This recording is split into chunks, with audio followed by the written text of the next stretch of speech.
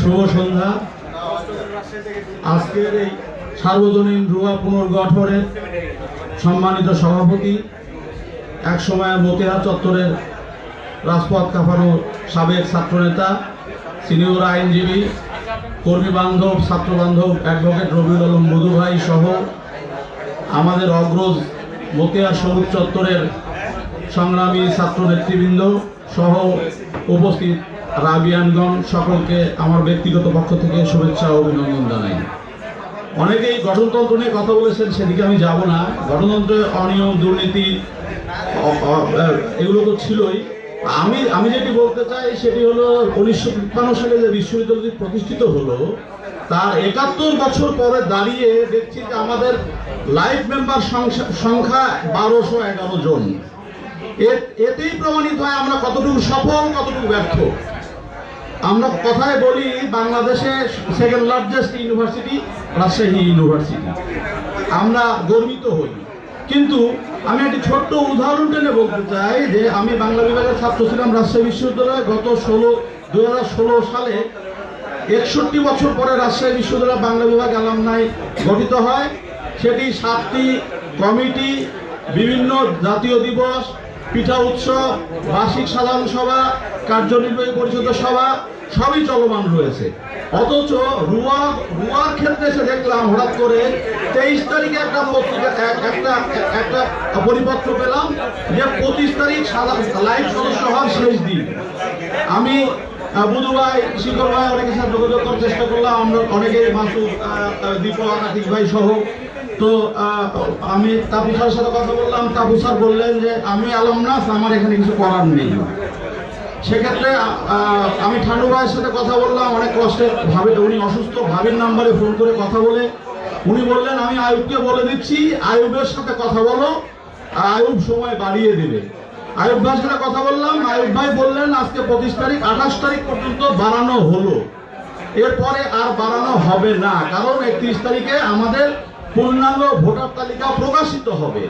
উল্লেখ্য যে আমরা 3 তারিখে মনোনয়নপত্র কিনলাম, আমিও অনেকের নির্দেশনায় আমিও একটি মনোনয়নপত্র সংগ্রহ করেছিলাম। কিন্তু সেখানে জমা দিতে গিয়ে যে অদ্ভুত দৃশ্যটি আমি দেখলাম, সেটা রুয়া পুনর্গঠনের একেবারে অনিবার্য সময়ের দাবি। এই কারণে যে আমি যখন ফর্মটি নিলাম এবং আমার ভিজিটিং কার্ডটি যে ভদ্রলোক মহোদয় এবং ছিলেন সাবেক নাবিয়ানরা তাদেরকে দিলাম, তখন তারা আমার রাজনৈতিক পরিচয়, আমার ব্যক্তিগত পরিচয় দেখে তারা কেমন যেন মুখ শিটকালেন যে আমি ছাত্র রাজনীতি করেছি, প্রগতিশীল রাজনীতির সাথে ছিলাম, এটাই বোধহয় আমার অপরাধ। আচ্ছা, তারপরে রাত্রে শুনতে পেলাম যে সেখানেও এই 1000 জন অ্যালামনাস নিয়ে সেখানেও কুক্ষিগত করার চেষ্টা এই সংগঠনকে। কিভাবে?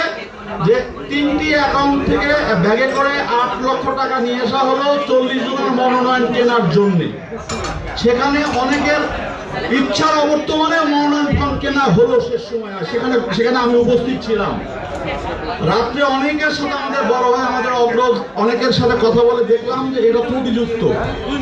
একে তো সংবিধান, একে তো সংগঠন পরস্পর বিরোধী, এরপরে তারা 40 জন, মহিলা কোথায় 7 জন, আর মাত্র 4 জন কাউকে ওনারা বেছে নেবেন কেন?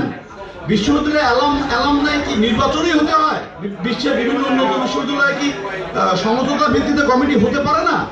তারা তো জয়েন্ট মেম্বার অপশন বন্ধই রেখেছে এবং লাইভ মেম্বার 71 বছর পরে দাঁড়িয়ে যখন 1200, তখন তাদের অসৎ উদ্দেশ্য আছে বলে প্রতীয়মান হয় নাকি?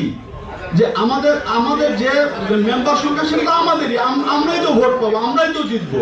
তারা যখন গায়ে মানে না আপনি নড়ো, যারা একটা বার্ষিক সাধারণ সভা করতে পারে না, যারা একটি পুনর্মিলনী করতে পারে না, যারা একটি পিঠা উৎসব করতে পারে না, যারা একটি পয়লা বৈশাখ উৎসব পালন করতে পারে না, যারা জাতীয় দিবসে কোনো কর্মসূচি দিতে পারে না, যারা রাবিয়ান উৎসব করতে ব্যর্থ হয়, যারা অন্ধকারে রেখে এক পেশে উদ্দেশ্য প্রণোদিত ভাবে 5-7 জন গোল টেবিলে বসে ঢাকা ক্লাবে ইফতার বসে কমিটি গঠন করতে চায়, তাদের প্রথম উদ্দেশ্যই তো মহৎ নয়, এটা তো পরিষ্কার ভাবে প্রতীয়মান।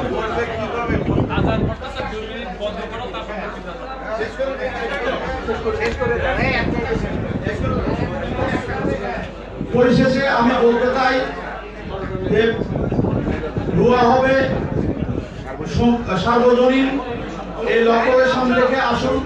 আমরা কোনো অনৈক্য, কোনো বিভেদ, কোনো বিভ্রান্তি চাই না। আমাদের ইস্পাত করি লক্ষ্য। আসুন একে অপরে একাকার হই, হাতে হাত ধরি, মিলেমিশে একাকার হই, একাত্ম হই, সকলে মিলে গেয়ে উঠি জীবনের জয়গান। সকলের তরে সকলে মোরা, প্রত্যেকে মোরা পরের তরে। জয় হোক সার্বজনীন রুয়া পুনর্গঠন কমিটি।